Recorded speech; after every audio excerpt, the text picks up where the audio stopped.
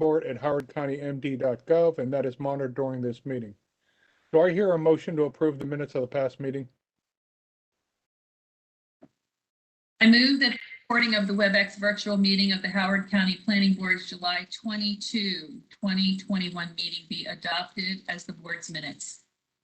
Thank you, Second. Judy. Thank you, Kevin. All those in favor? Aye. That's unanimous. Phil, you had missed the last meeting.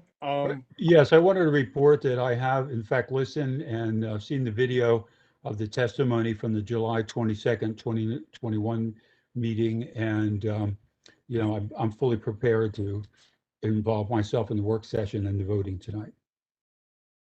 Okay, thank you. And so tonight on the agenda, we have one item. It's ZB 1127M Maple Lawn Farms. And when we finished on July 22nd, we'd completed all testimony, but we hadn't gone into public and into work session yet. I did have a procedural question for Mr. Moore or Amy, if they're on. How can I help?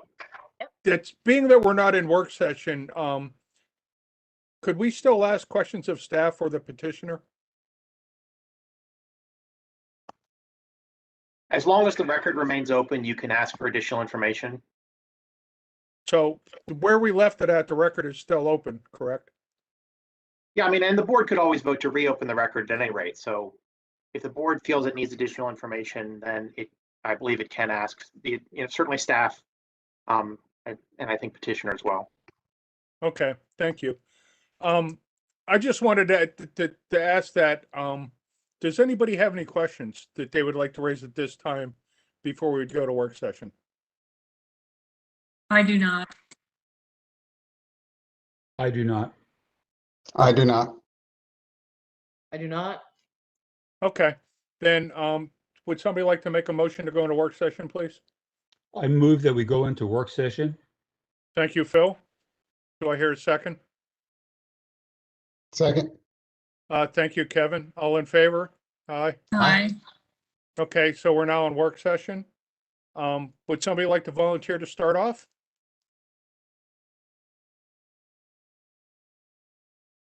I'm always good to barge in.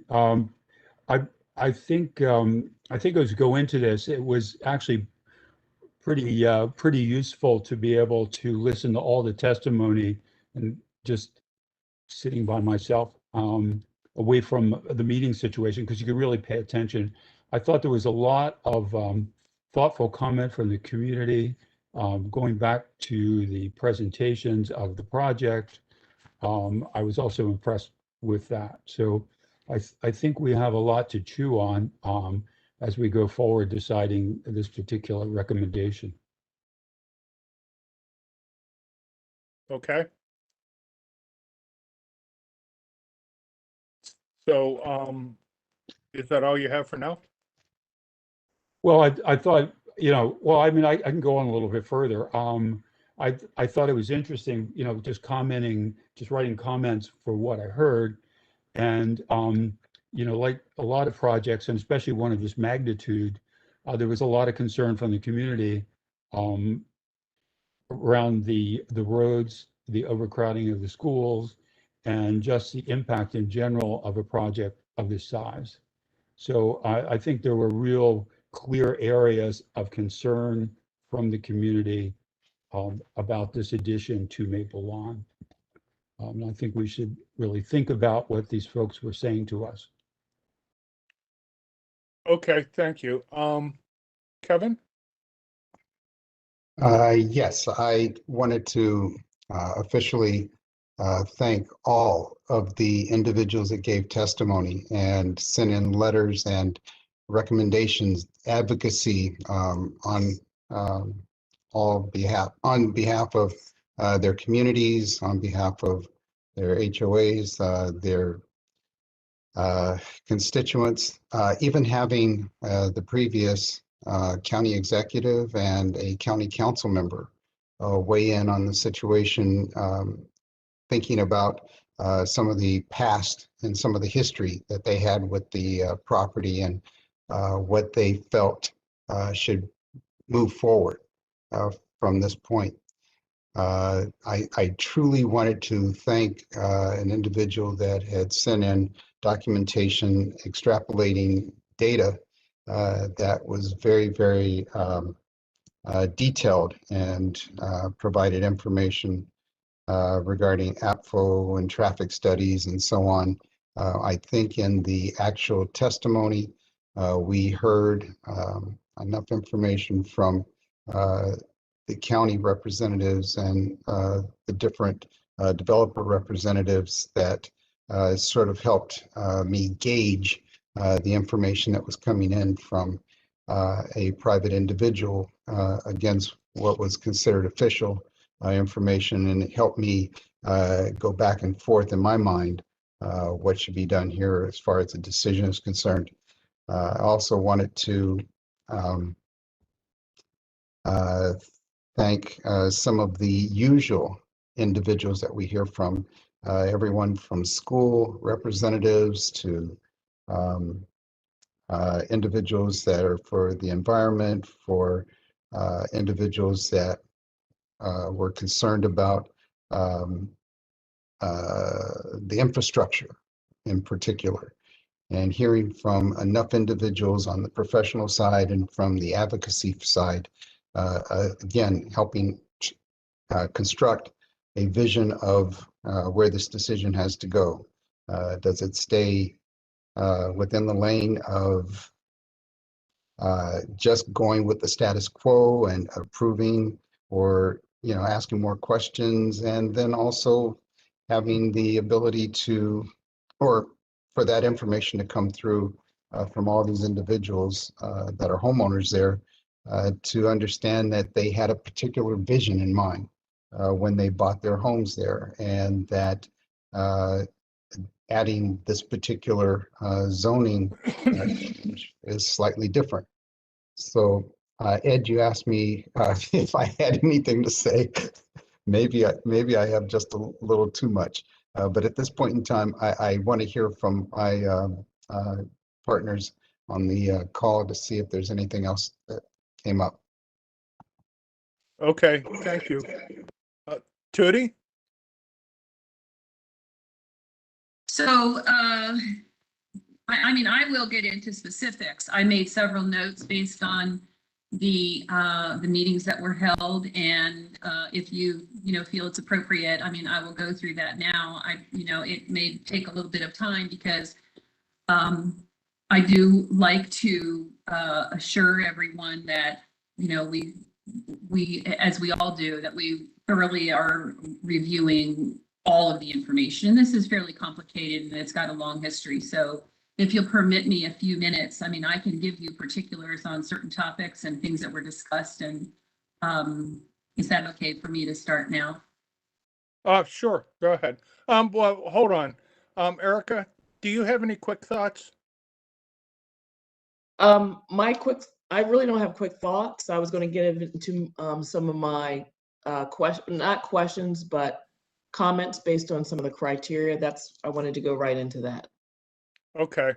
And for me, what I did is I actually created a spreadsheet that was 127.0.d.7 of the criteria that we're supposed to look at, and kind of ranked them how I felt it either met or if it didn't meet it. I don't know if you guys would find it helpful, and if Lisa could, I could share that at some point on the screen. I think that would be very helpful, as that's kind of how I made my decision going through each one. Okay. Please share. Thank you, Ed. Yes, thank you very much. So once I figure out how to share this, please ignore my color coding for my comments. I don't necessarily want that to be what you decided on. It's just my opinion at this point. So Lisa, are you okay with that, Tootie? And then I'll come back to you and No, absolutely. we can see if this falls into what the comments that you had. Terrific. Thank you. Helpful.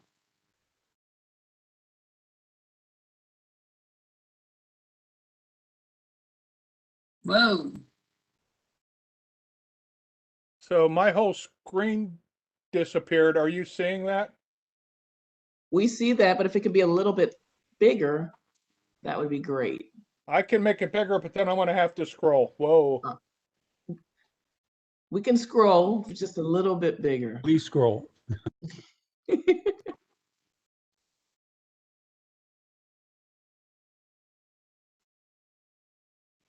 Okay. One more click.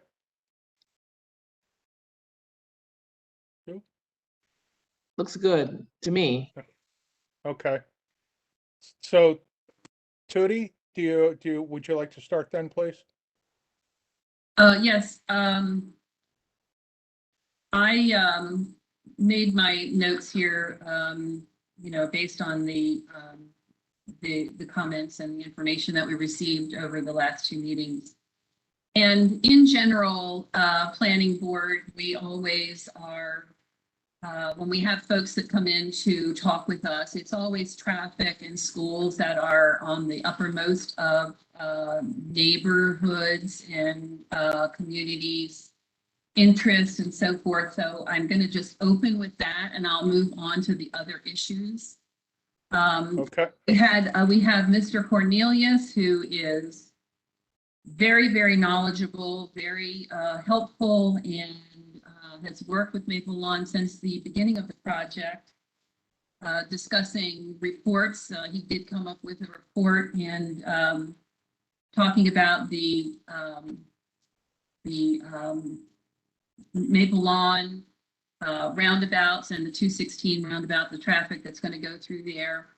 And ultimately where we came to on that one, and he's got, 2,500 to 36 vehicles, in peak hours, et cetera. His report was given to the State Highway Administration, who had questions concerning the how the numbers were developed and how the growth was applied. I mean, at the end of the day, at 1.53 of his comments, no one really knows until the pandemic is over and everything reverts back to what the new normal will be. A new traffic study will be needed. So we have that. We have the traffic there. Then we move on to the schools. So schools are a big topic for everybody. And the planning board is always advised that we have AFBO to address the school situation. So in our cases, generally, we may have 8 housing units or 20 housing units or what have you. And as the school numbers ebb and flow, it is assumed that AFBO is going to take care of that. I think this case is really a little bit different, due to the major increase in the number of units in this particular plan. Mr. O states that even though we have new reduced guidelines for overcrowding, the overcrowding of it at 115% is not disastrous. And even if it happens again afterwards, it's really, it's not anything, didn't seem to be anything to be concerned about. The petitioner is very well aware that the schools are going to be overcrowded, knowing that the elementary school, Fulton Elementary School, has its issue. I thought it was really a very good suggestion that there could be some private public cooperation there. And what a better person to partner with than these folks who own all this real estate close by. So, that might be able to be worked out. But then he moves on to say, to be very honest with you, Lime Kiln, the middle school, is going to be a slog. So admittedly, that's a problem, and Reservoir is going to be over capacity. And when the project is set to at 2026, Reservoir is slated to be at 144%. So I know that there's a new school, number 13, that may take some overflow. And then what will happen with that school? I believe that it is It's no small thing that the increase in the school surcharge fees collected from the developer, and it is substantial. And that's very helpful to the county, no small amount for them to pay, is not going to be sufficient for new schools or new seats likely in this particular development, in this particular area. And this is really a sticking point for me. When the schools, are at capacity, and it's not like you're adding 25 houses, you're 25 units, you're adding over 500. Howard County is really desirous because of the schools primarily, in addition to the lifestyle, the beautiful lifestyle that we have here. But the schools are always first and foremost. And I believe that the shortage is going to be a burden that's going to be upon the taxpayers at some point in time. And, as we have to be very, very careful here. It's not the developer's job to make sure the schools are right. It's our job to make sure the schools are right. The membership of the county, the administrators, etc. They will be. It's not their fault. It's not a negative. They're going to be long gone if this county is struggling to pay for the schools. And I will say to you, as a realtor in Howard County, for the first time, I've heard, and I had it twice. Howard County with the high taxes, I can go to another county close by, and my kids will be in school, and I can get a bigger house for the same amount of money or less money. So I don't think we want to just make sure that we're resting on our laurels, that our schools are going to always be, we're going to have to be sure we can take care of them. We can manage our deferred maintenance on the schools. The fund is, surcharge will help, but getting this right on this particular area, I think is really important when we already know that the schools are at capacity, or in some cases over capacity, and will clearly be over in a very short period of time. If I can move on to growth. So, Tootie, maybe before you go on, maybe it would work better. Well, maybe it would. That's fine. I was thinking maybe it'd work better if we all just discussed one topic at a time. That'd be absolutely great. I think that's a great idea, but I will want to get in my topics. I don't want to promote myself to the leader of topics, but if you're okay talking schools now, I'm thrilled. Yeah, we'll talk schools, and then we'll come back to you and see what your next topic is, and if it warrants a whole separate discussion, then we'll just proceed that way. Perfect. Okay, great.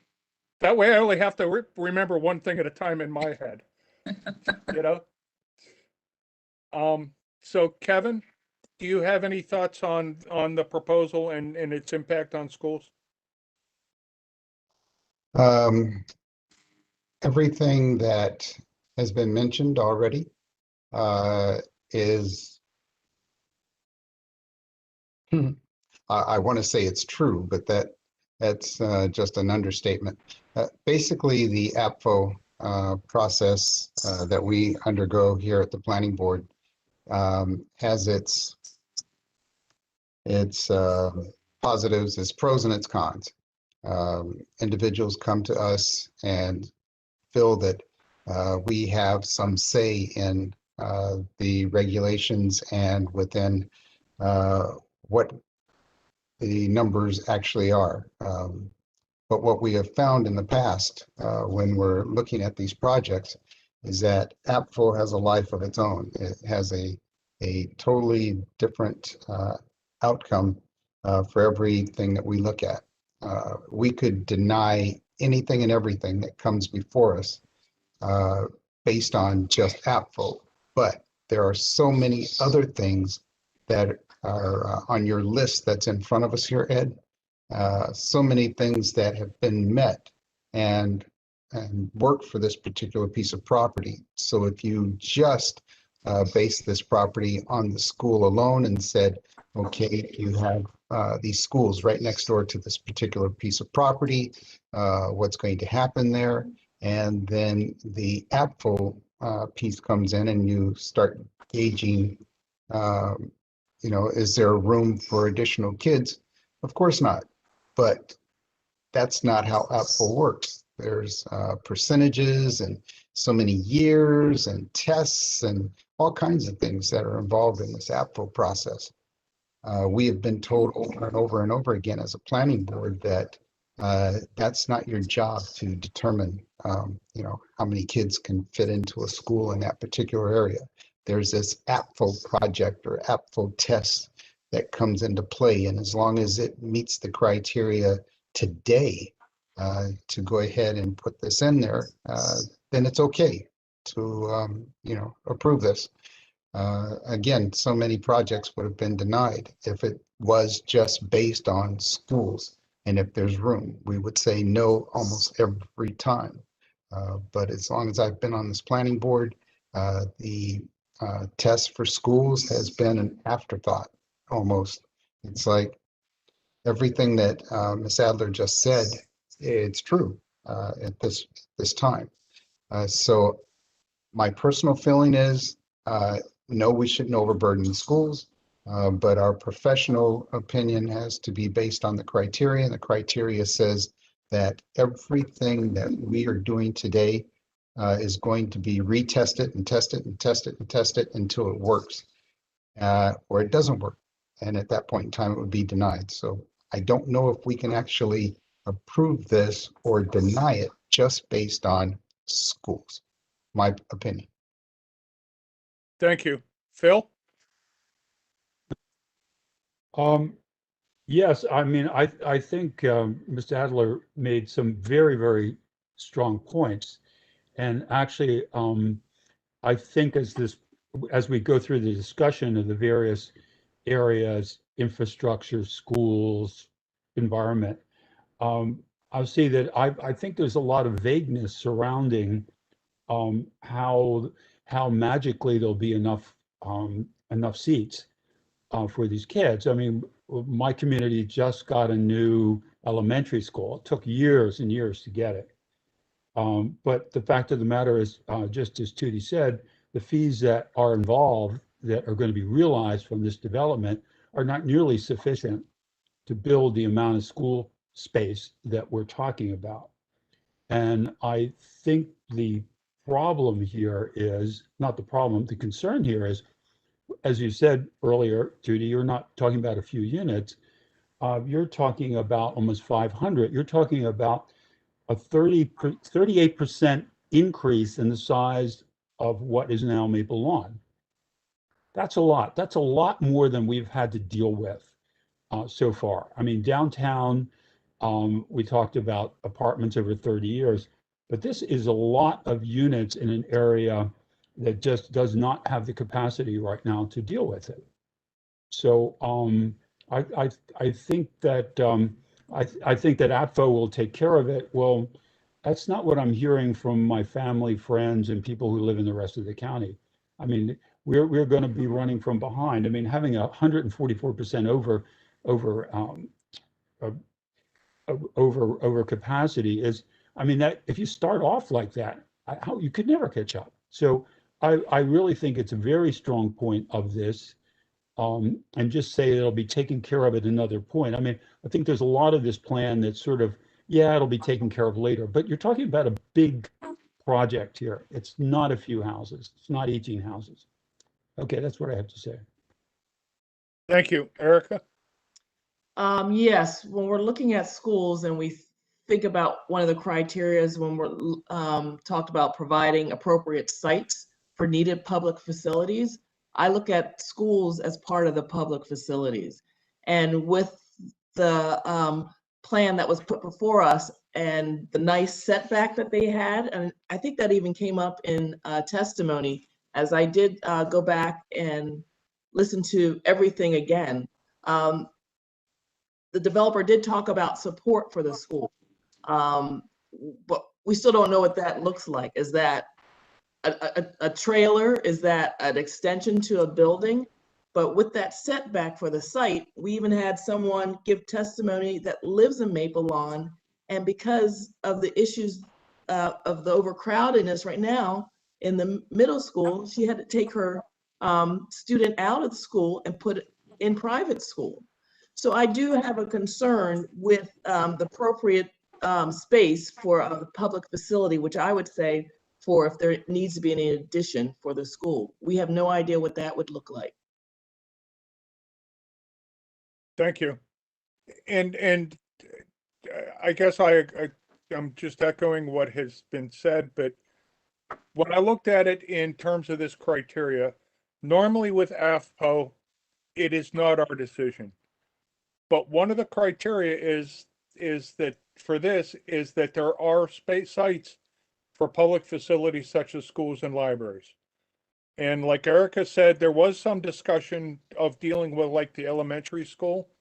And one of the novel things that it sounded like would have been to take the preschool students that are there and move them into a space that would be in the commercial space of Maple Lawn now, which would go to reduce the elementary. It would free up more room for elementary students. But the real sticking point was, it seems everybody agrees that that middle school is just going to be a bottleneck with no way around it. And for me to want to recommend to approve the plan, I would like to see the possibilities of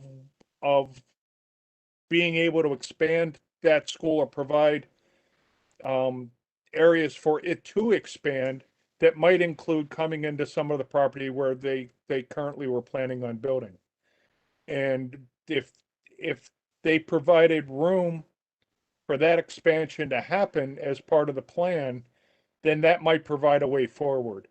But as the plan was presented, it's just locking that in, and I would prefer to see things more worked out before I would recommend approval by this criteria. That was my thoughts. So, Tootie, would you like to continue? Yes. So my next topic was growth. And we were having the discussion, we heard from quite a few people where we were discussing the 2,100 units per year as the approximate limit and as per the general plan. There are other projects in that area that have been allocated that also would have to go through APO testing, by the way. We're told that we need to keep building, and this is a way to support their case. They're making the case that we need to provide these units because people are still coming here. They are still coming. And, I just don't think that makes any sense to me. I think people will come if there's housing. I don't think it's the other way around. So, there's also the discussion about, well, we need more rooftops to get a boost for the commercial. We have some commercial property where retail tenants, restaurateurs come and go. They're not able to make it there. I mean, and I guess this is the assumption that we don't have enough people here. And I would say to you, I have some experience in this space. I mean, that may very well just be a leasing issue for the ownership there.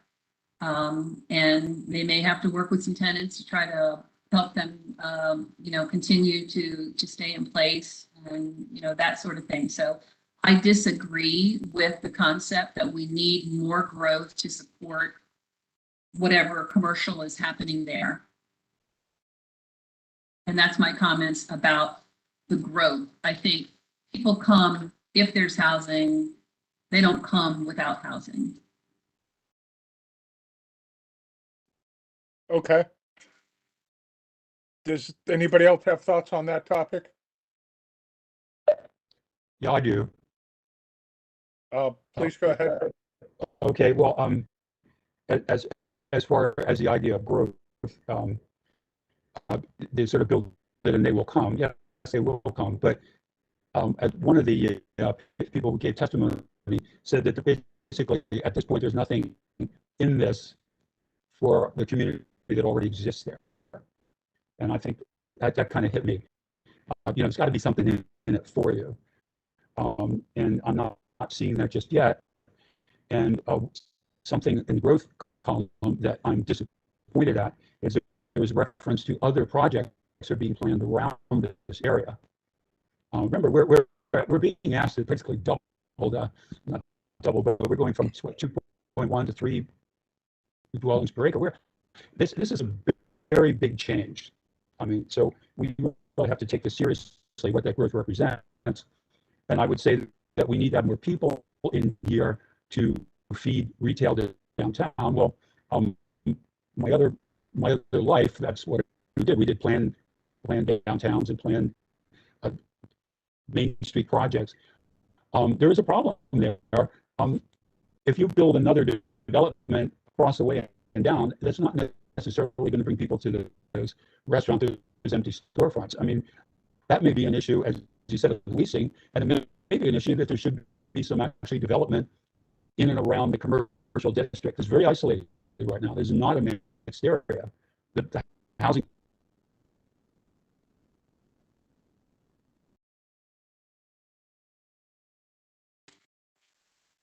I think we've lost Phil, and I wonder if Lisa, is everybody else experiencing a missing Phil? And Correct.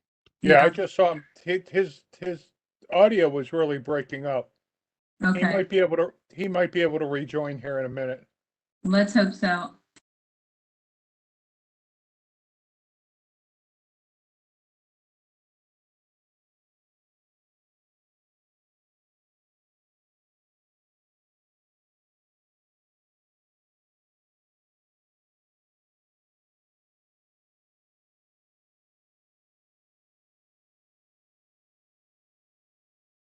Should we have perhaps comment while we're waiting for Phil? I wanted to hear Tootie. I wanted to hear Yay. your full thing there, Tootie. It sounded like you had some great points. Well, no, I really completed that on terms That was on it? my topic of Okay. the growth. It does just seem that as the petitioner makes their case, it's that there's just nothing in the pipeline, and we, in order to provide, we really need to have a full throttle on this particular parcel. And it's interesting, and I talk about it more than people really want to hear, but I mean, I think we've slowed growth down due to the Sustainable Growth Act. We don't have that much development going on in the West. So these particular properties really tend to be focused upon much more. And that's I have to add to that, but hopefully, Bill, are you back, and hopefully a better connection? Yeah. Somebody doesn't like much me better, somewhere. much better. That's great. Yeah. Oh, Oh no. Oh, Phil. Did he drop off again? Yes. So when he comes back on, I'm going to ask him to turn off his video, and maybe that'll preserve bandwidth so that at least his audio comes through. Okay. That has worked for me in the past.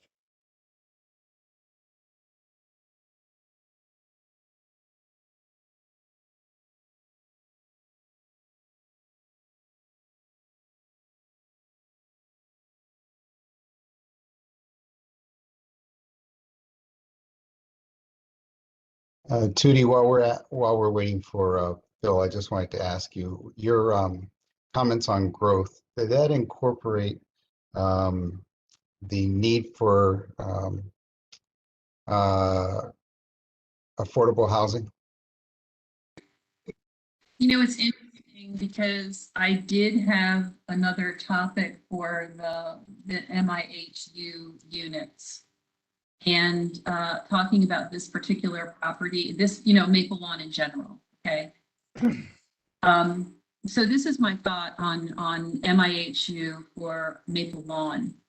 So Tootie, hold on. I would hope that Phil could participate. Phil, Okay, great. Phil, I see your back. Please turn off your video if you can.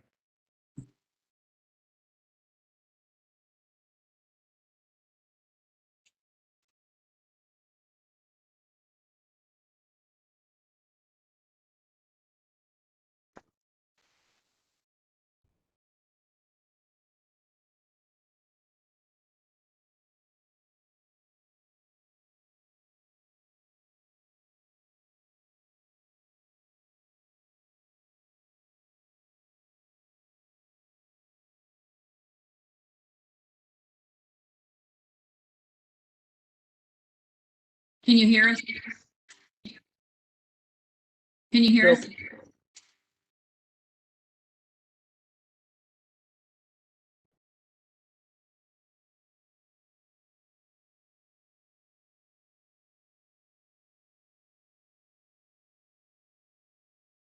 I just sent him a text.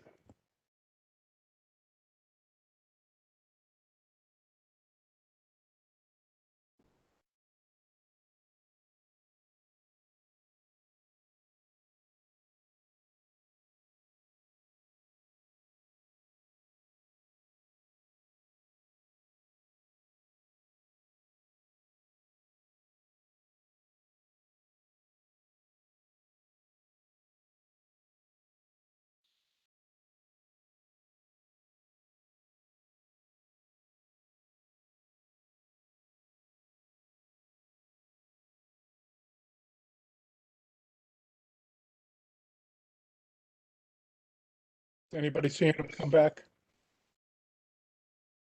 I Yes, I see him. can't hear him. I mean, I don't know if he can hear us. Yeah, I can hear you. Oh, Okay. yay, yay, Thank you. yay. Do you want to try to turn off your video?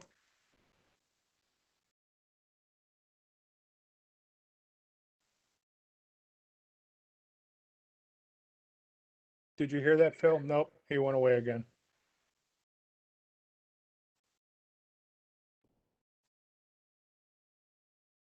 Can someone text him and tell him to just get out of it and then come back in it? It will probably clear it.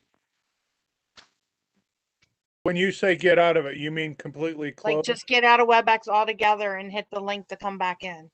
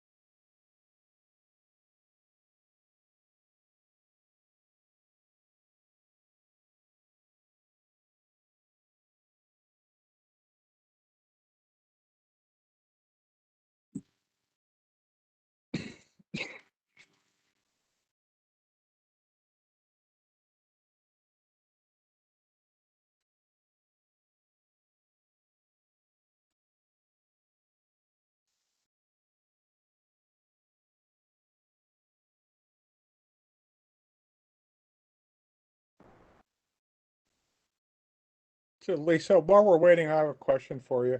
When my screen is shared, do I lose ability to mute my microphone? No. If you take your cursor all the way to the very top, a menu will pop down. The very top of what? Your screen. Ah, the other screen. Whatever your main screen is, yeah. Yeah, well, no, I have two, and the application's on one. I Okay. see it now. I got it. That's why it probably looks like I'm never paying attention, because I'm off looking at the other screen and not at the camera. Yeah.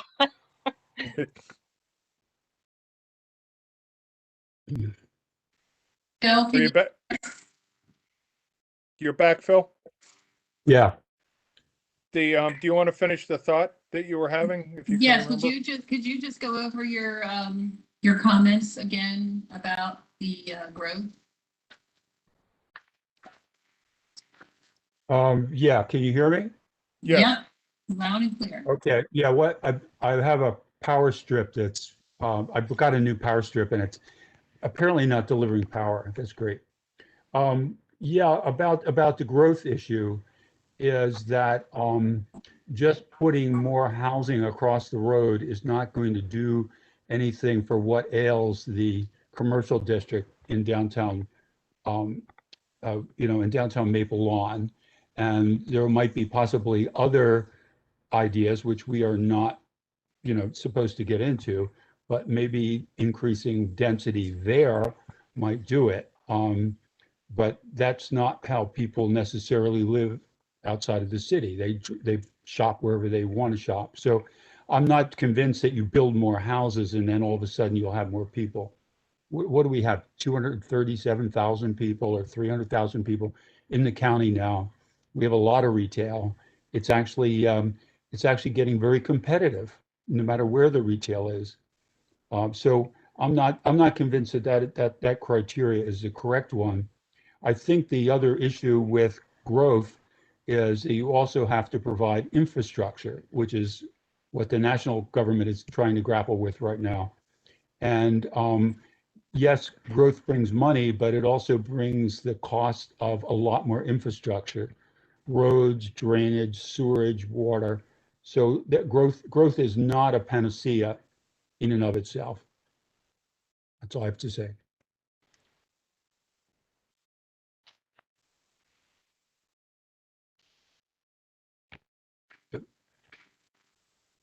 Thank you. Kevin? On the topic of growth, I know many of you have been involved with the general plan in the past, and you've had exemplary performance on those committees and those task force. I know I'm on one right now, and it's absolutely amazing to hear individuals from the rural West talk about for the next plan that we're working on. Please include a little bit more growth for us. Please include the opportunities for us to receive more. Don't throw everything just downtown. Give us something out here. We're moving out here and we have the need for different things. So to hear us on this particular call talk about growth from our perspective, it's very interesting. It's coming from different sides of the conversation. But anyway, what I wanted to talk about as far as growth is concerned is that within our general plan that currently exists, 2030, several places within the plan, it talks about where it is possible, utilize within the PSA, the existing sewer and water and so on and so forth, find those parcels and exemplify and bring out the possibilities of new neighborhoods, especially where there's the possibility of bringing in the different needs of all these individuals that are coming into the area. So do we ignore that there is nothing in that area that might be affordable at this particular time? And this is an opportunity such as what has been presented to us. This is an opportunity to bring something closer to the west. It's an opportunity to put in something that's not brought right into Oakland Mills or right into Wild Lake, some of the older villages. It's an opportunity not to throw it right in the middle of a village center, which has been debated over and over again, but there's actually land here. As far as the numbers are concerned, do we agree that it's the exact number that's needed? I couldn't tell you that.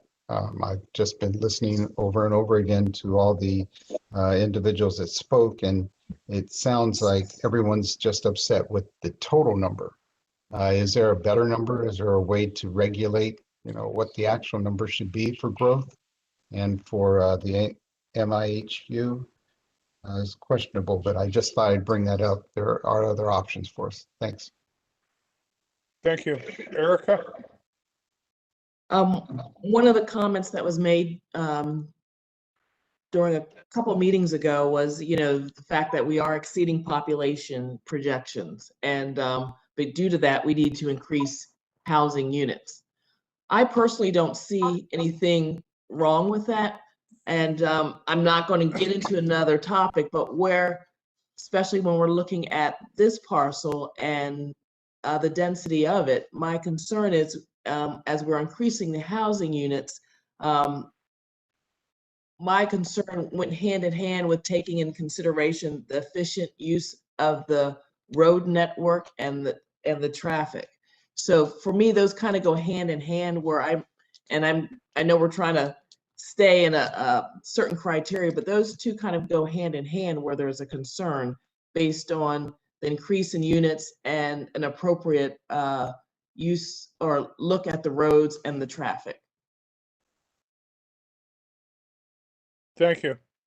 For me, when I looked at the topic of growth, and as Kevin said, this is consistent with Plan 2030 and being a targeted area for growth. But so it meets that part of the criteria, but there are other limits and breaks that I think will come up later, and if they don't, I'll bring them up separately, that limit this expansion somewhat. I think some growth here is warranted. It's just that I think what they're asking for is excessive. So that was my thoughts. So do you want to expand on that? Tell us,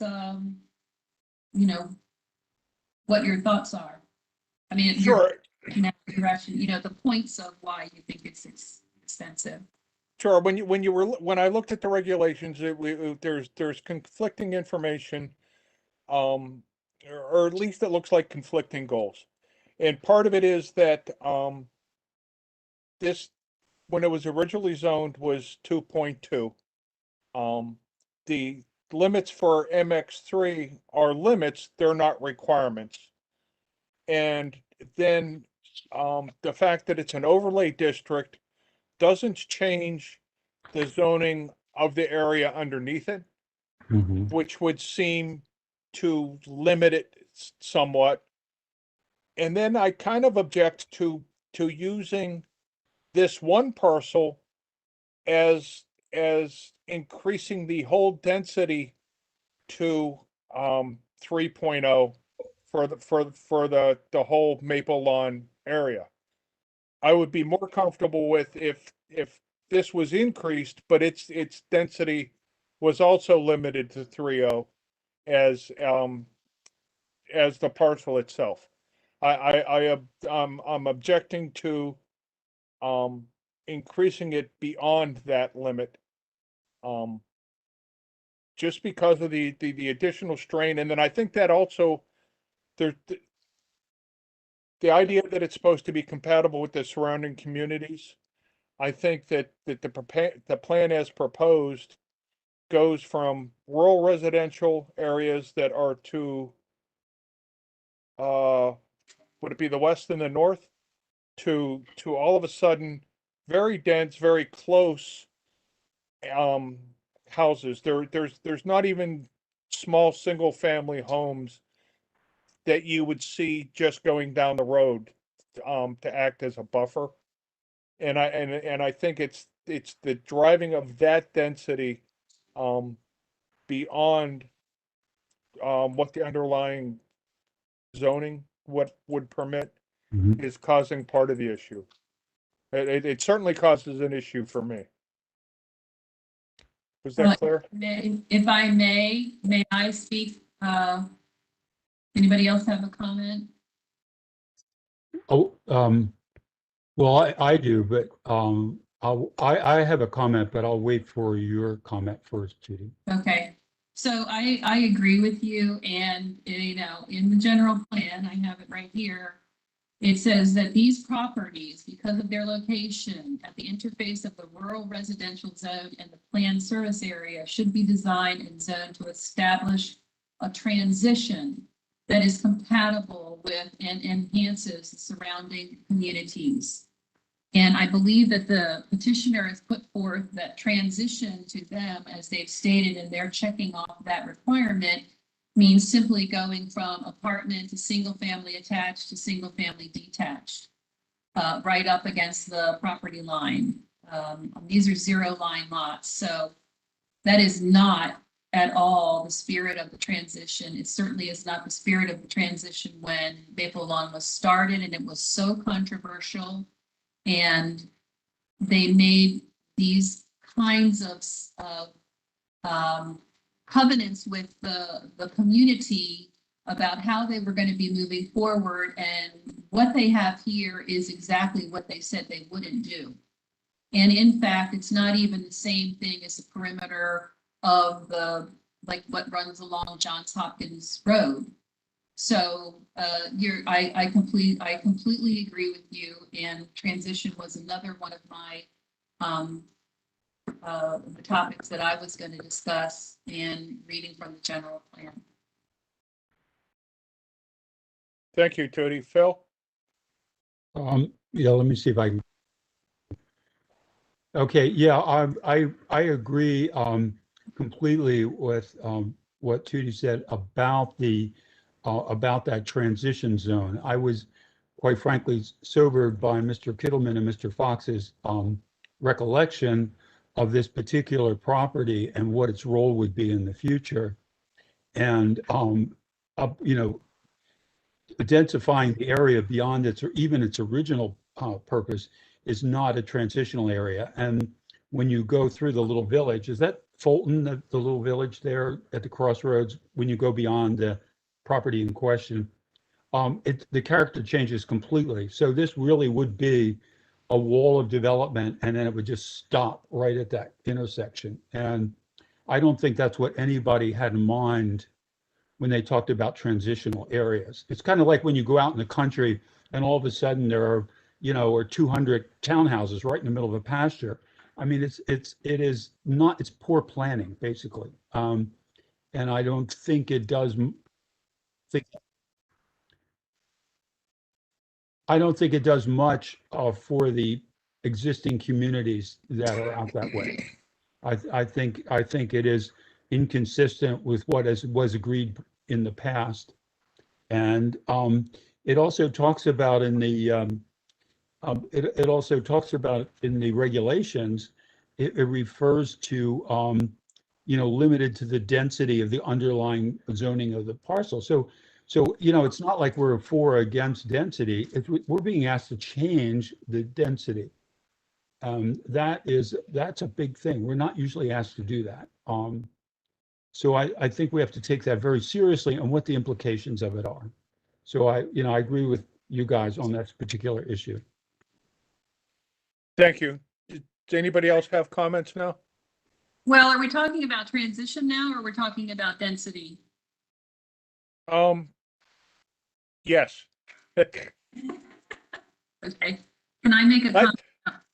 I think we've transitioned to transition. Okay. But I like the exchange. It's all good.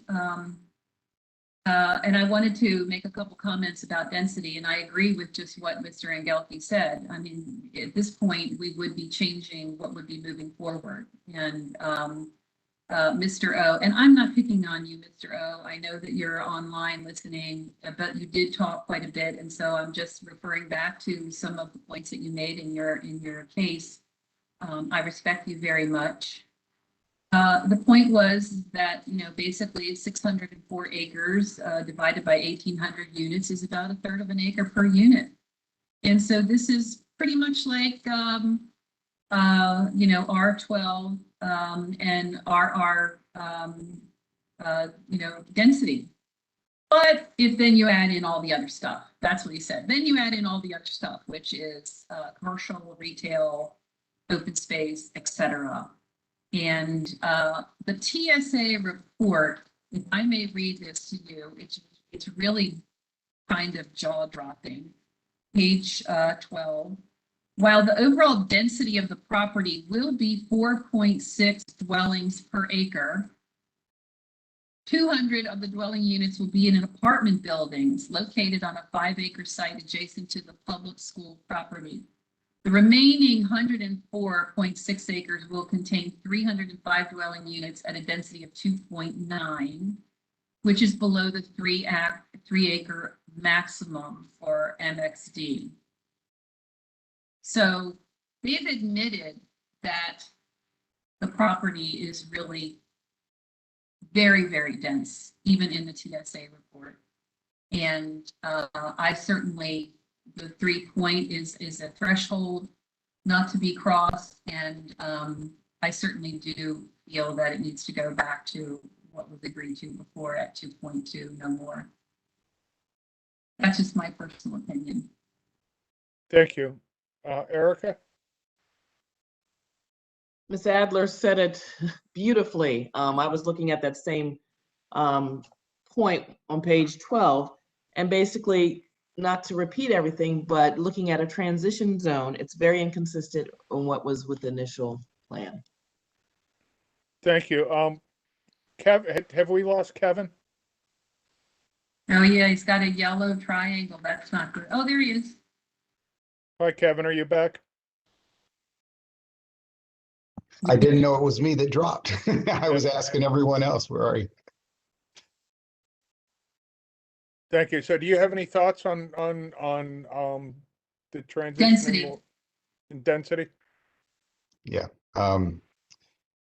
Uh, Definitely agree with what everyone's saying, but I do not see us as the providers of the data to draw what the actual number of what the actual number should be here. Should it be 2.2? Should it be 3.0? I think there are much smarter individuals, many more smarter individuals than us that should be able to provide that. I'm not sure exactly what transpired prior to this plan coming to us to get to those numbers, but I'm sure that information exists somewhere. My understanding is that at this particular time, Maple Lawn is and just driving through the neighborhood and going through the school property and going through the downtown and going through the different neighborhoods just to try to get a better feel for what's happening there. I don't live in the area, but I definitely tried to take, as much time as possible going up and down the streets. There's a lot of density in a lot of areas in that particular town, not that far away from the school. And to say that this particular property, if it's, planned appropriately, could not use, some density, it's kind of interesting that we're having that conversation. But at this point, my feelings would be that this particular city, Maple Lawn, is part of Columbia now. It is part of Howard County now. It is growing just like Columbia grew from Mr. Rouse's plan. In this case, we have a different planner, a different developer with some similar thoughts. And just like the Rouse plan changed over time and Columbia came big and started growing out, and all of a sudden River Hill became available, and look at it now.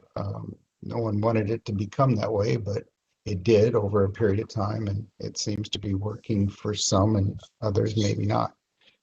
This particular town seems to have the same growth pattern that, they keep coming back to the drawing board and trying to make it better and trying to expand it for the right individuals to come in and live there. But to see it as a thriving, booming city among itself, among the individuals that live there, and there's opportunities there for people to work, people to play, people to go to school there, and then to grow up together. It would behoove this particular town to have all elements. And right now, one element that does not exist is the MIHU. And to say that this particular property, okay, let's leave it alone. It's too close to the rural west, and there are individuals there that might get upset because there's a few too many individuals moving into the neighborhood.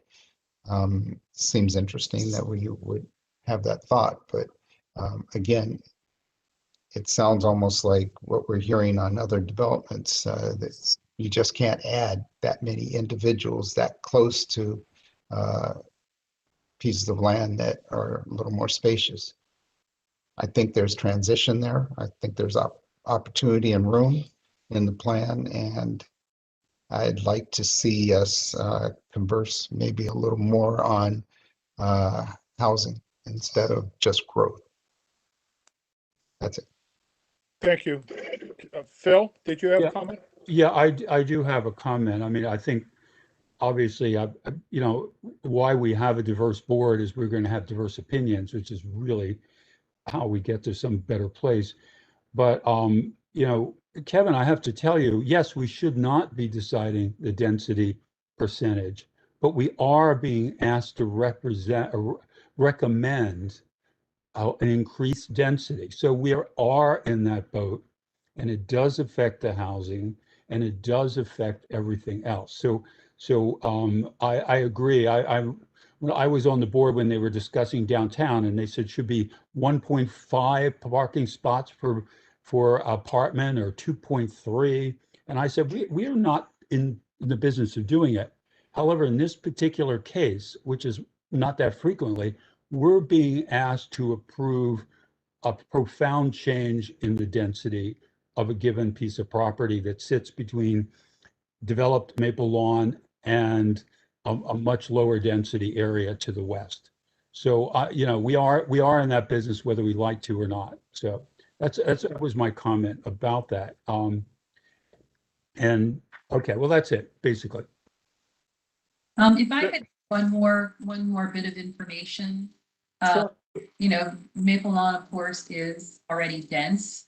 This particular parcel will be more dense. Just food for thought. Thank you. Did you have a next point now? Okay, so HOA. We don't have all the facts with the HOA, but we did hear some information about HOA. And I don't really think that we are, we have enough information to really weigh in on it. But I do think it's worth mentioning, just for the record, that we did hear the folks who are talking about it, that if you take, you take 1,300 homes and the HOA is working and they're working through some issues and they're dealing with things, and you add another 500 homes, property to that, does that make a reasonable transition? That's all I'm saying. There may be some issues with the HOA. I mean, it seems like a lot for the HOA to take on. It's just a comment. Thank you. Phil? Yeah, there was another comment in that HOA discussion, and they were talking about the amenities that they moved to Maple Lawn to enjoy, and that now they're not increasing the amenities, but they're increasing the amount of people who will be using them. So there was a lot of comment about that, and I not that would be a deciding factor. However, part of the character of Maple Lawn is the percentage of amenity areas in relationship to how many dwellings are there. So that was a comment that some of the HOA people made. Thank you. Erica? I have nothing additional to add. Thank you. Kevin? Let's see. That's it. Okay. And I had similar questions, and where I lumped it into is that kind of deals with the character of the site and the character of Vicino Properties. And if that I would like to see the petitioner and the HOA work whatever their issues were out, or at least have it presented so that we knew that this development was going to be compatible with the current development that exists in Maple Lawn. And from the testimony that we had from the HOA people, it sounds like that may or may not be true. And it was an area of concern for me also. Thank you. Tootie? The only other thing that I do want to just, I made a note about MIHU, and I know that Mr. McAlilly has made reference to them quite a few times. And this is kind of how I see the MIH units. And the petitioner has indicated right now that they want to build doorknobs. They want to actually have MIHU in that particular, in this particular project.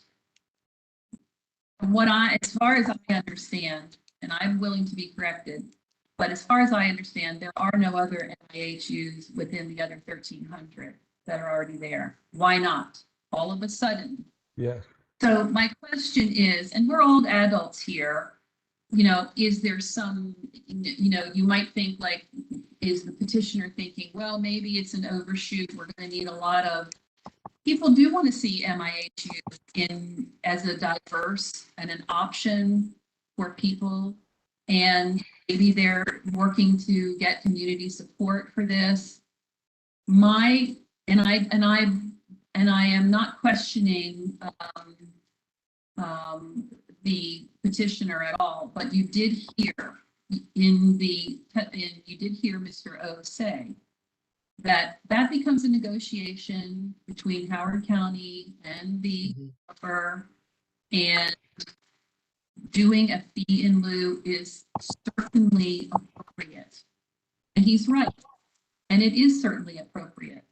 So my concern right now is that we do have people that once you say, well, we're going to, you know, we really want to have some MIHU in that apartment, or I couldn't quite figure out whether it would be dispersed throughout the purchase properties and the apartment, or just an apartment. I couldn't quite get an answer on that. Maybe I didn't understand. But when you put that out there, now you have people that are really expecting and looking for the opportunity to be there. When, if this does not move forward due to planning board or whatever, it's like we shot it down. So I just want to make that point out there that, listen, we all are very familiar with Maple Lawn. Maple Lawn was never intended to be a hub for MIHU. I mean, that's a fact. So, you know, I don't know. I'm not questioning their sincerity. I'm just wondering if, you know, I struggle. The whole thing is such an overshoot. It's such a jaw-dropping. When I read the first page of the technical staff report, and we're going from 32 units to 500, you just kind of gotta, is there some, I don't know if, and listen, I have a lot of space for over 20 years. Things change, needs change, markets change, and you have to be able to adapt. But this is just such a strong, you know, overshoot that you just wonder, I don't know, maybe there's some funds out there from the state for development that are the impetus for all of this additional, the additional units here. But my guess is that because it is so dense, I think it's going to be looked at very critically. And you know, the fallback is always the developer can, with all sincerity, pay the fee in lieu, and that's perfectly acceptable. And I'm no doubt that they're going to honor their obligation to MIHU one way or the other. No doubt about that. Thank you. Phil, did you have something? Yeah, you know, I'm glad that Ms. Adler brought that up. a former board chair in a conversation with me referred to the original sin of Maple Lawn is it had no affordable housing. That was never on the table. And I was very excited to see that would be addressed and also addressed on site. So, but I'm not sure that if we say you can't have your 3 dwellings per acre, that you can accommodate MIQ on site. I mean, that is a problem in Howard County. Our housing is now very segregated by income, and it's getting worse day by day. So even these units is not going to address much because all the rest of Maple Lawn is without affordable housing. So, but I mean, I think that is a positive thing about the project, but I think it's cloaked. I know some of us have kind of brought this in. It's cloaked in so much vagueness about how all this stuff is going to get done that to give away that's the big prize, give away the zoning. The density. Increasing the density is quite a gift to give people. And I think exactly how that would work on all the levels we discussed tonight. I feel like this needs to go back and just say we would have to have more information before you could approve this. Just say that it's going to be great isn't really enough when you're talking about something this big. Thank you, Phil. Erica? I was excited about the opportunity for MIH units, and I know through some of the testimony, I think they were saying the majority would be apartments, but they would have to still reevaluate that. I can't remember. I mean, correct me if I'm wrong. But I still hope that they can reevaluate it entirety to look at still including MIH units, but I don't see that with what we have today as the best way to go about adding that 10%. But I would like to see something on the western side. We always talk about, we want to continue to develop Howard County for a place to work and live. And I still believe in that, but I don't know with what we have before us is the best way to do that. Thank you. Kevin?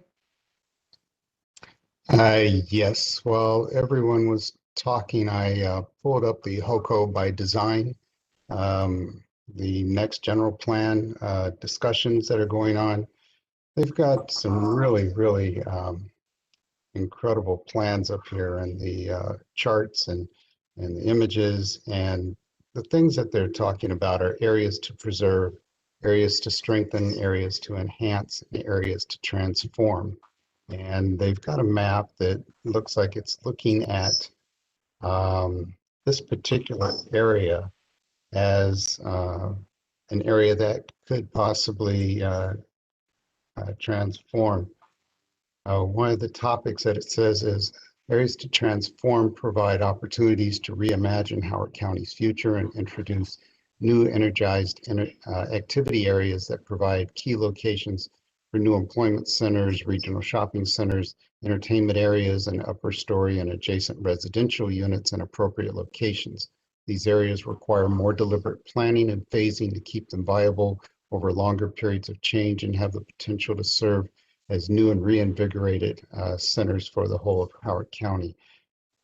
But again, this is what's going on right now, is just taking a look at the different maps and trying to determine where is the smartest growth and how do you put it in. It's definitely identified. It's small PSA boundary expansions in the future.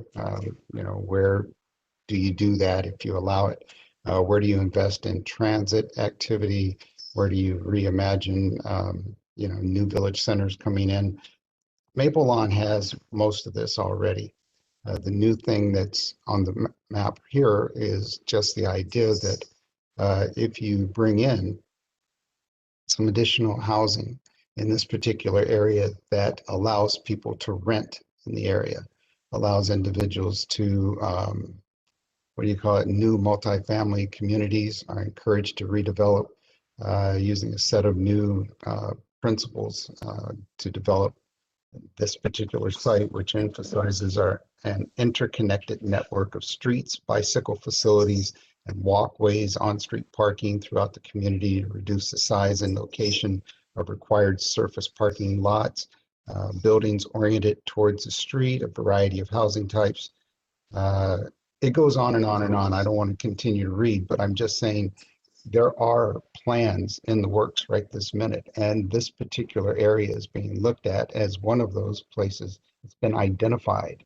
And so if you've got the planners looking at this particular area and then you take it away because you just don't like it because it doesn't transition well, I'm just thinking maybe we're not doing everything we possibly can with the vision of the future. When will we able to find some place that meets the criteria that we've been talking about if this is not one of those plans? No, Kevin, I think you've made a good point. And for me personally, I'm not saying that this is not developed, that we don't, but I'm just like what was been presented, I think is a little extreme. But I do agree with you in terms of, trying to continue to move forward. Even, they were talking about, the exceeding populations. I do believe, when they look at the projections. So I do want to continue to see growth. But I personally, based on some of the criteria, don't feel like this is the best way at this time. But not saying that we totally throw it out, but to have it be reevaluated and come back. It even Thank you. lists here, item C on this page says 2 small expansions to the planned service area boundary are included in the HOCO by design general plan, including an area immediately west of Maple Lawn, Shore Enough Turkey Farm between the Hammond Branch Waterway and Limekill Road. So it's listing it particularly, and it's saying, get this right, do it. If we are the ones that are involved in making sure that this comes to fruition, I'm just wondering at what extent do we look at a plan and say, okay, go back to the drawing board and come back, or are we saying no development here? What basically are you guys thinking about saying in your recommendation at this point? So, Phil, I'll get to you in a minute. For me, the question, the inclusion of MIHU was an attractive part of the proposal, but that it's also a percentage of the units that would be built. So even if there was fewer units built, there would be still that same percentage of MIHU provided. So I don't think if what we ended up recommending came back with lower density, that we're precluding MIHU, it just might be slightly less than even the little amount that this was going to give. And the other part of the that I would like to see in the proposal is it clearly specified what percentage of the units would be allocated for each type. Because while it's important we provide, probably the cheapest would be renting apartments, it's also important to provide a path for home ownership for people. So even that split should be diversified, so to speak, to provide those opportunities for all types of housing and all types of situations to grow into. So, well, that's my thoughts. And Phil? Yeah, I tend to agree with you. I think, Kevin, when we're kind of dissecting what has been presented to us, I mean, I am for some kind of development there. It's obviously been slated for that purpose all along. But I think what I was saying, and I presume some others are saying, is just because it was presented to us doesn't mean we have to swallow it whole piece in exactly the form it was given to us. First of all, there's other information that we didn't get, like what is the other development that's going on around it that we weren't apprised of? So what kind of a we looked at a community across from the entry to Maple Lawn that was in over 55 communities, very dense, and it didn't seem to connect to anything. So, I mean, there's a lot about this plan that is really positive. It does connect to Maple Lawn. It does seem to be done in the same urban design style as Maple Lawn, which is great. But we're not just asked to deny it. When we deny it, it doesn't mean we want it to stay a farm. I think we're denying it because there are areas here that I think could stand some more work as to how exactly these things would be accomplished. This is And just Yeah, to go ahead. clarify, we're making a recommendation to the zoning board. We're not approving or denying the plan. We're making a recommendation. So Great. I'll read one more item. HOCO by design. This is for the future general plan. Item A on page 7 says rural crossroads represent small nodes of commercial activity along rural highways in the rural west. In some, but not all cases, these areas may offer the opportunity to include residential units or office above storefronts. Missing middle home choices and other housing options that enable residents to live near and experience these destinations. Land uses and buildings in a rural crossroads are served by private or shared well and septic systems. Preserving the rural character in or around the center is paramount if significant development densities or a mix of uses is proposed for a specific location. So it's saying, look at it, consider it, and then try to find the best way to implement it. So shooting it down entirely, hopefully, that's not what we always will do, but definitely to gather the best of all the different ideas and put something forward. All right, enough from me. Go ahead. thank you. Anybody else, or Trudy, did you have any other thoughts? Well, I'm not a planner, so I'm not a land planner. I'm not a developer. I think for me, the line in the sand is the density, as Mr. Engelke has said. I mean, it needs to go back to 2.2, and within the 2.2 with transitions around on the periphery of the property so that it doesn't slam up against the rural properties. And whatever MIH units they can put within the density, would certainly be better. And then they really have to address something to, address the schools and so forth. So I'm not really, and I guess I'd like to talk about it a little bit more. I'm really not, this is a lot of moving parts here. And I'm really not, I don't think that I am qualified to say we're, all of these moving parts, we need to change it to X, Y, or Z. I think they need to go back with the plan, get it at 2.2 and see what they can do with it. They're very capable of doing that and have it come back. Okay, I'm not sure it would actually come back. They could just go to the zoning board with our recommendation for denial. So,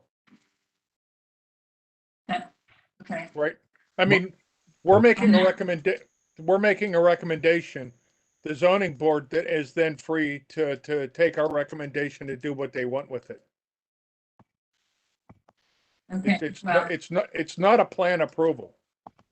So, unless I'm wrong and staff wants to jump in and correct me. Not a plan. That's correct. Okay. It's a recommendation to the zoning board. I mean, my thought would be to just recommend that the planning board, recommend that they retain the zoning at 2.2, and move forward. Mm-hmm. For me, I was thinking of language like that. We would recommend that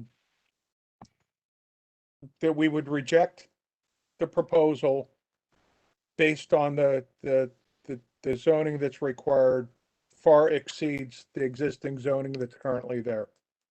And kind of leave numbers out of it. Mhm. Does anybody else have any other points that they would like to have addressed before we start discussing language, though?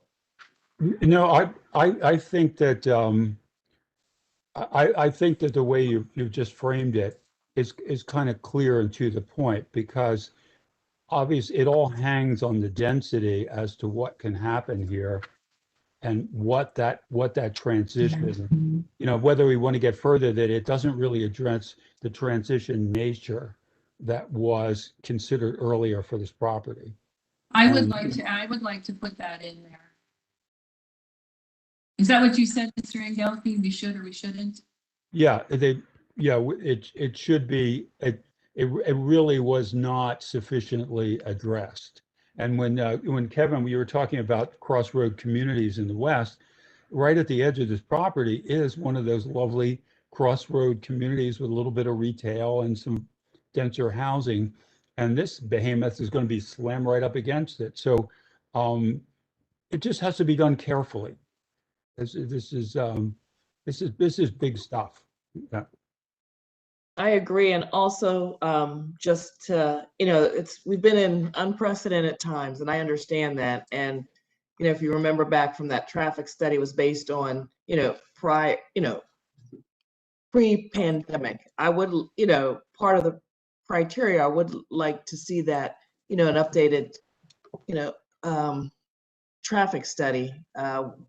Hopefully all the kids will be back in school, and really it's going to be a new norm. We have people who are working hybridly now, and they're half in work, half not. So more people may be driving their kids to school. I mean, I don't know. I'm not a traffic, that's not my specialty, but I would like to see an updated traffic study as a recommendation, which I know they would probably be doing anyway, once we're back to our new normal. Yeah. They did say that, the gentleman who spoke about the traffic said that they would have to get another one. Yeah, that would be great. Mr. Cornelius, he knows his stuff. Yes. The other point that I think that it's important that we emphasize is that there should be greater study done for the school property usage, to allow for school expansion if that is determined is one of the ways to reduce overcrowding. Do you think, Ed, that how specific, I always get uncomfortable when we kind of specifically say what needs to happen. I mean, it seems to me that this proposal needs more study, and because of the ask for increased density. And then you're talking about the school properties. I mean, all the things we're talking about really should be part of a reconsideration. I mean, obviously, this is the first shot out of the barrel. We haven't seen this plant before.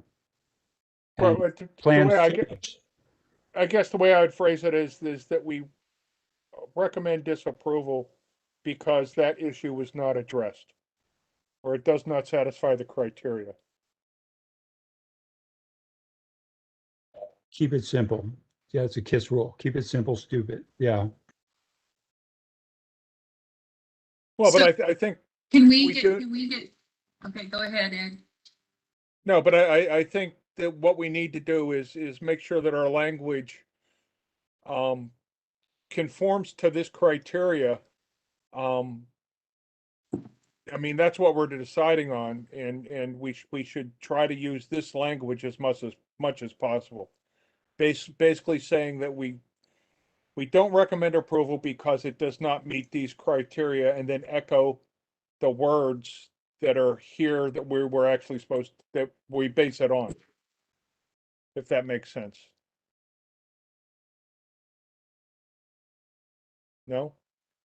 I'm just looking at the criteria here.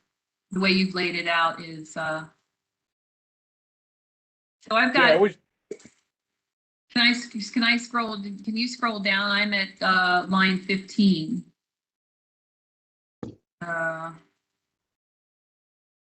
So you've got all,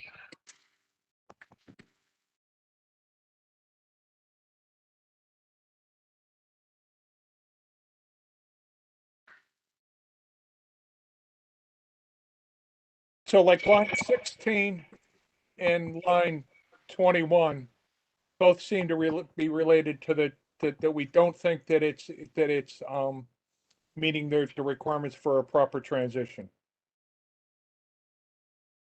Okay, 16, let me just look at that.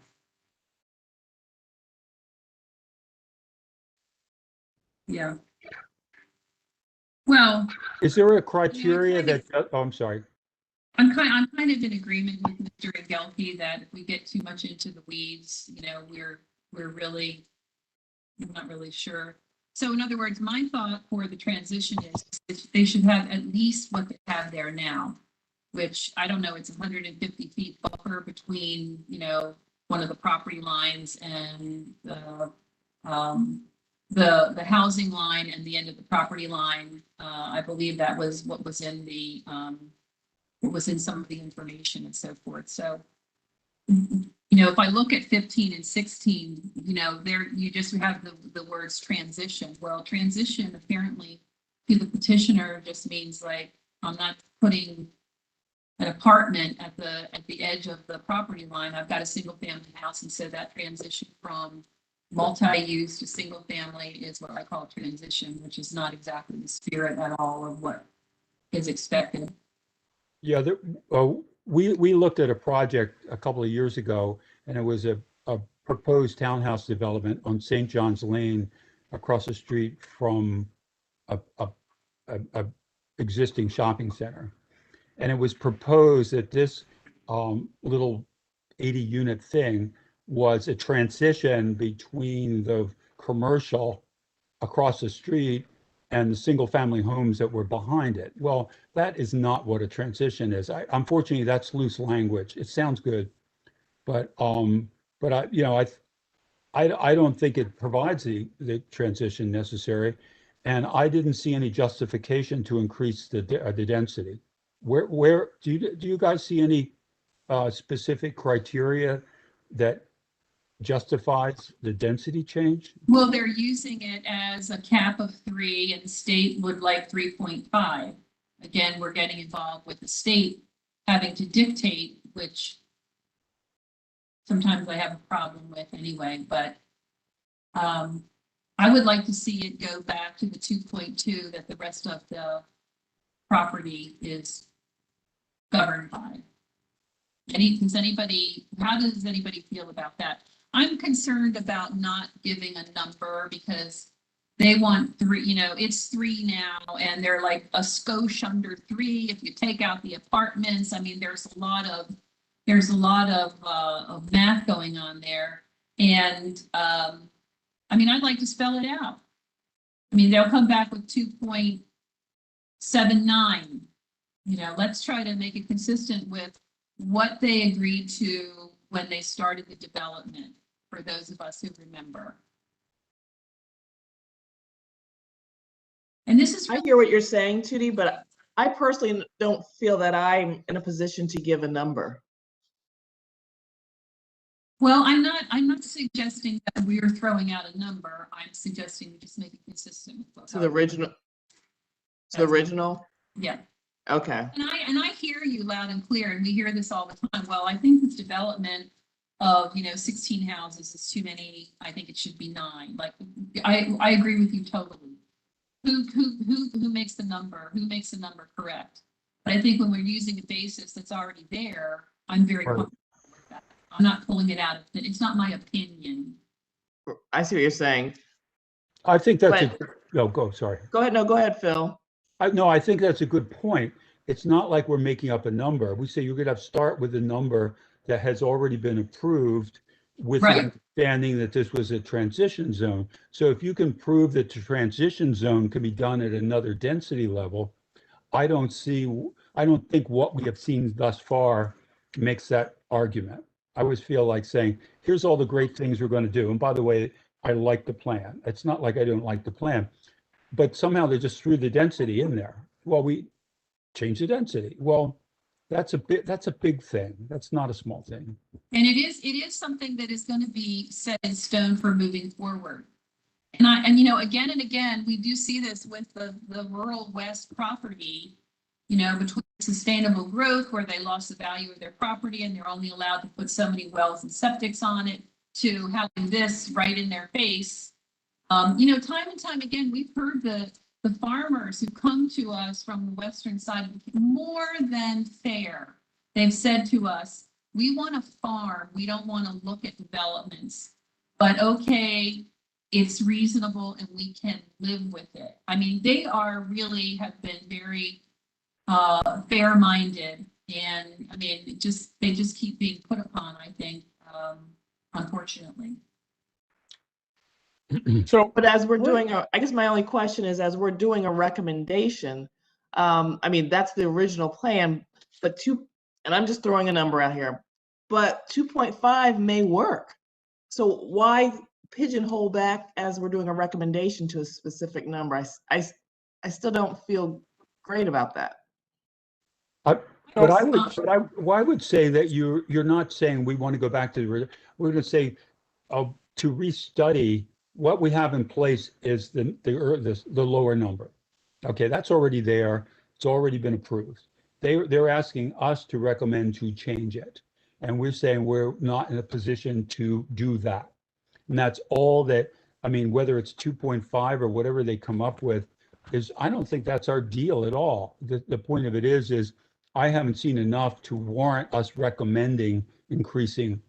Actually, quite frankly, I don't think this board should be increasing the density. Or even recommending it. But I think we have to start with something concrete.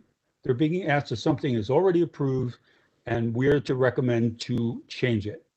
And I would say we cannot recommend to change it in its present form. I like that. So Can we say that?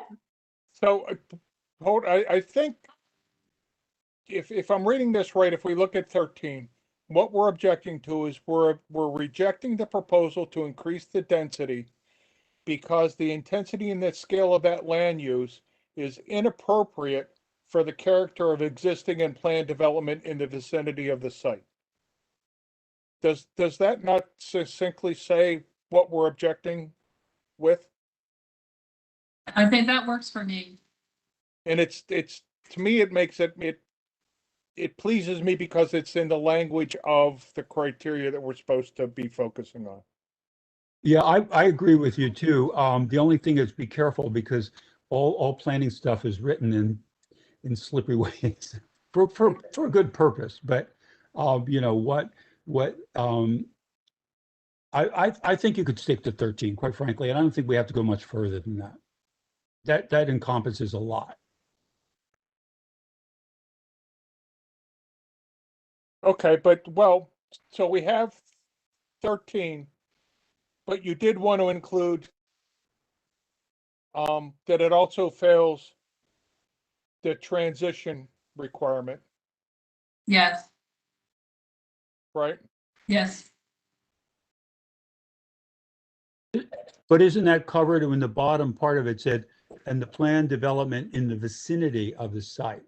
I mean, isn't that, but I think we might be more direct than that. Just say that the transition is not adequately, it's not adequately explained.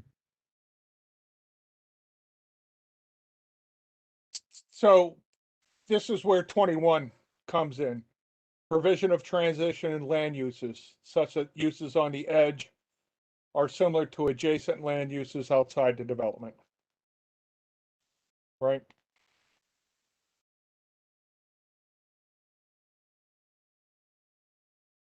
Where is that? 21? 21. Okay. Provision transition land uses such as that uses. Yes. Yeah.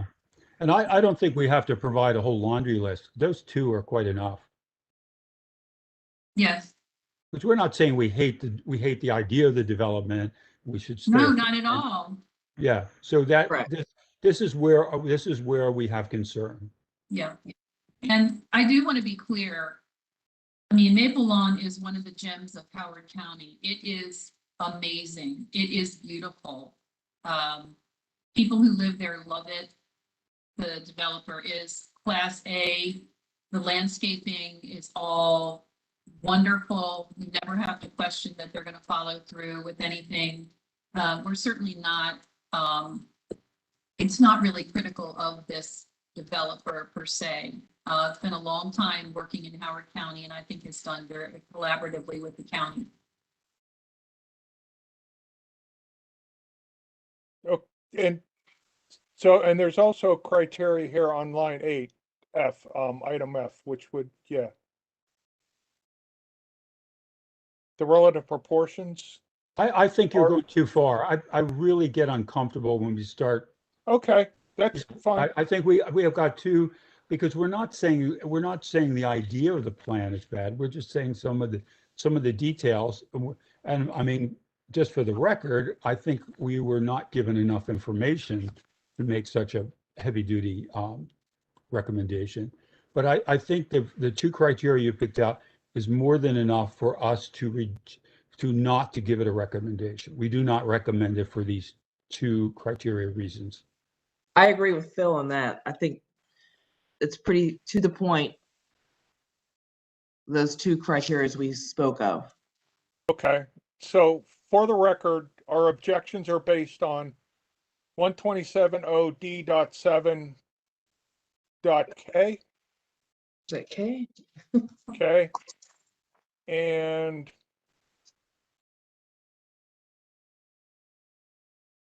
what was the other one? 2021, was it? L, and then subparagraph 7. Yes. Okay, I don't see 7. I'm sorry. Can you scroll up a little bit? nope. Okay. You can see one or the other, or I can make it, or I can make it smaller and you can see none of them. No, no. You can Okay, see yes, none of them all yes. at the same time. 7 is, yes, I agree with 7, yes. Okay, Is Kevin still here? Before we move forward? are you here, Kevin?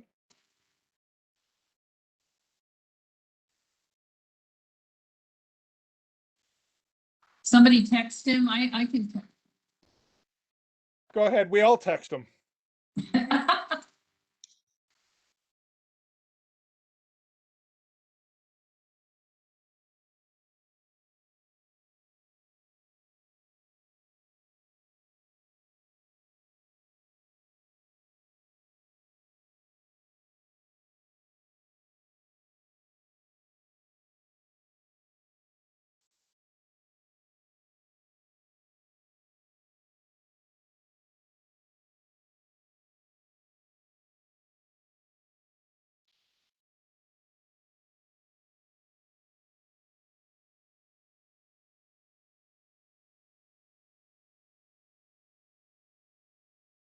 I sent him a text.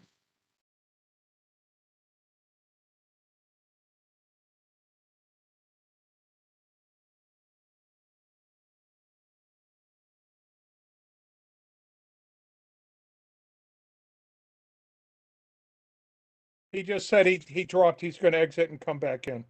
Okay.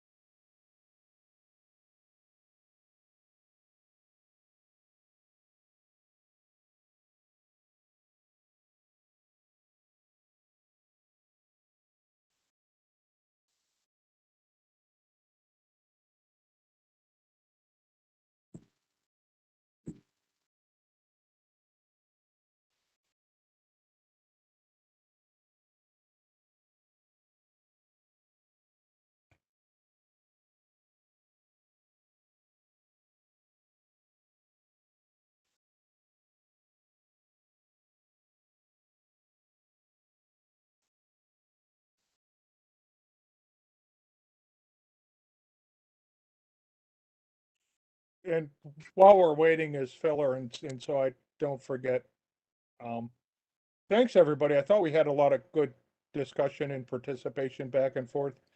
And I'd like to thank everybody from the community that participated. It really did help make a better informed decision on this matter. That is quite complex, and hopefully, just thank you, everybody.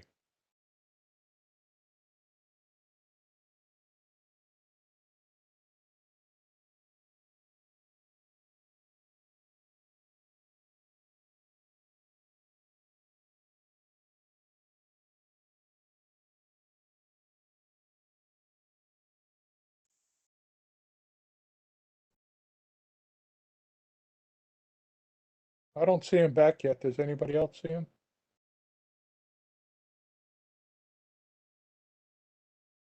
Not yet. He just texted me, he said he's trying.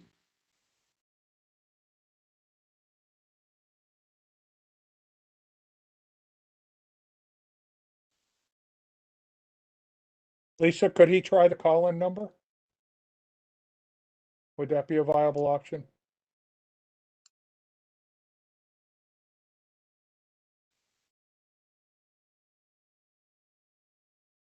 Yeah, I just emailed it to him.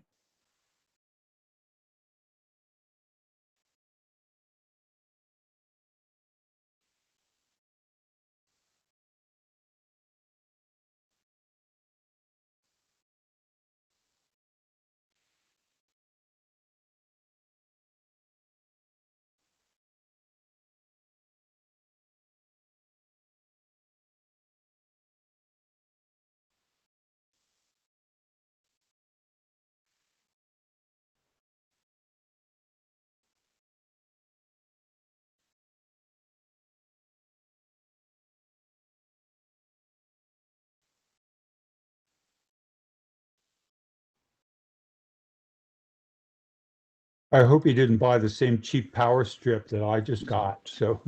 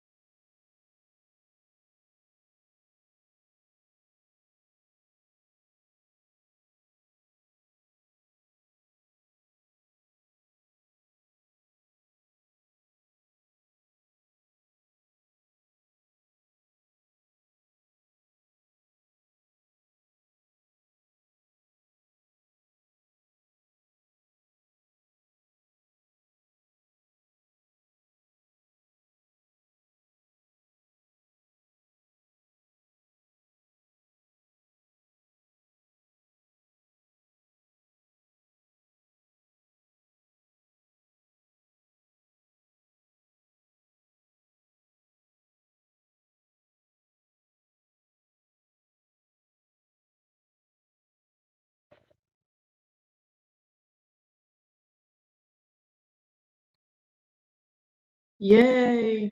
Hey, I made it back in. Sorry about that. There you go. There you go. We're glad you're back. Thank you.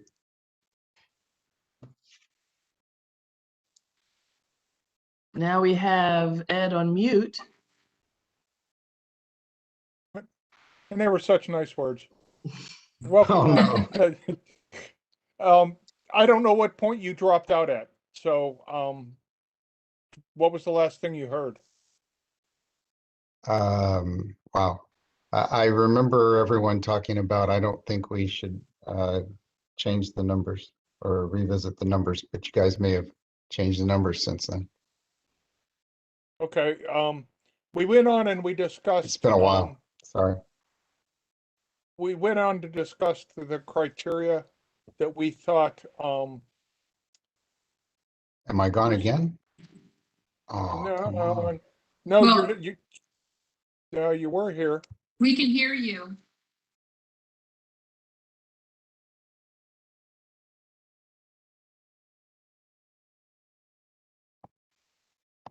Little triangle.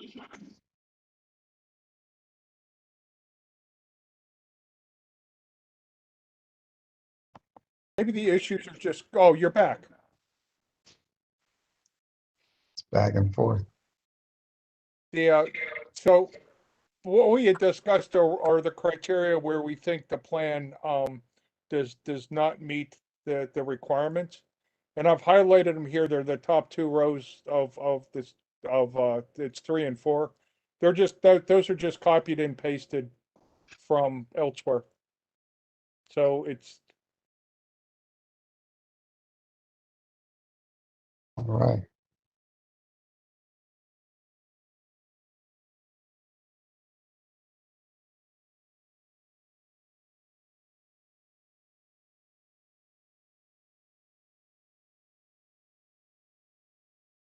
All right. I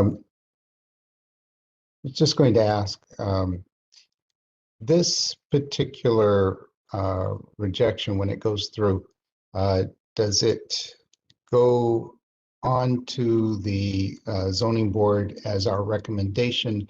There's no appeals or anything to this because we're not approving it or denying it. We're just telling the zoning board we don't agree with it, correct? that's my understanding.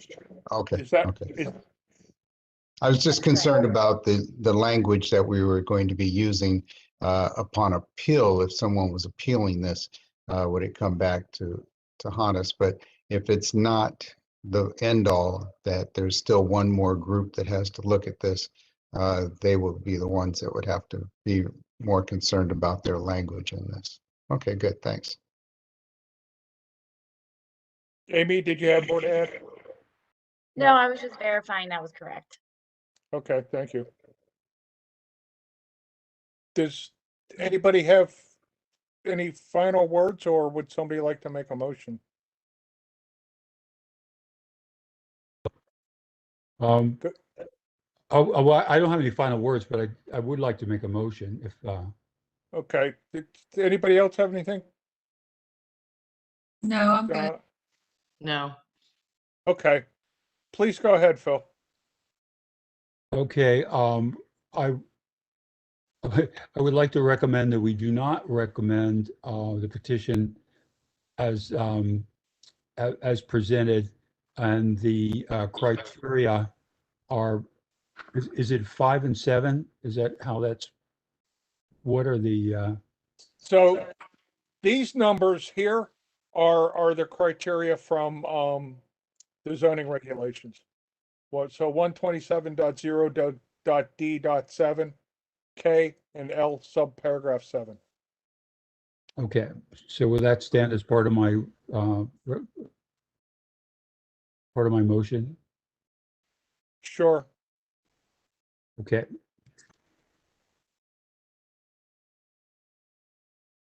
Is that it?